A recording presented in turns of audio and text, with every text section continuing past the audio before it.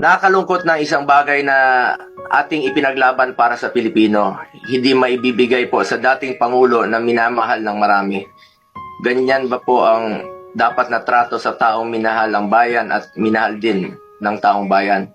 Ilang beses na po nagsinungaling si now Brigadier General Jean Pardo. Sana po, ma'am, bilang spokesperson, totoo lang po ang sabihin mo, alang-alang sa bayan. Your duty is to be loyal to our flag and to our country. Minahal namin kayo ni dating Pangulong Duterte. Sana, konting respeto lamang po.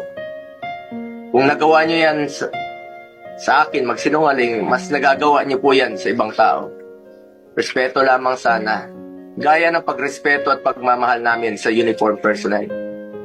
Sinabi mo, nagpupunas lang ng pawis ang ilang pulis na nakuna ng video na umiiyak habang inaaresto si Pangulong Duterte.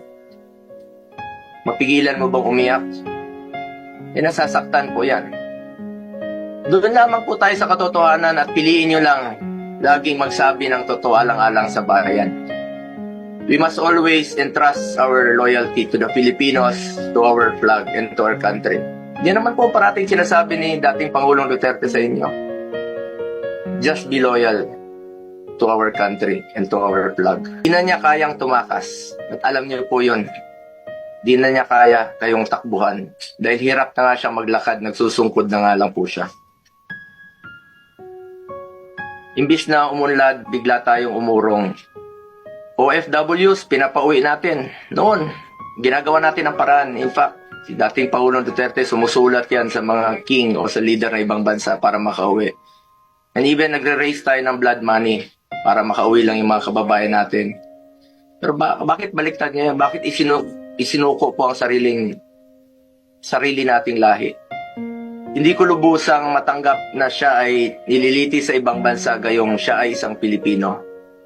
Samantalang mayroon naman tayong maayos na judicial system sa ating bansa na nirerespeto.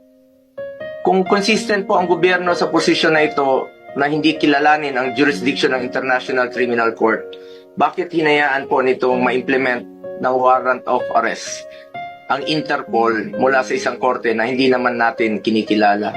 Ang issue na ito ay hindi lamang para kay Pangulong Duterte. Ito ay mahalagang usapin sa soberanya ng Pilipinas ang nakataya dito. Alang-alang sa ating mga bayaning nagbuwis ng buhay upang makamit lang ang ating kalayaan. Alang-alang sa ating ngayon na patuloy na inaalagaan ang ating soberanya upang ang ating mga anak at mga anak na ang ating mga anak ay mamumuhay ng isang bansa na malaya at irespeto ng ibang bansa. Pakasakit po sa dibdib na pagkatapos niya isakripisyo ang kanyang sarili para sa kinabukasan ng ating mga anak at ng bawat Pilipino.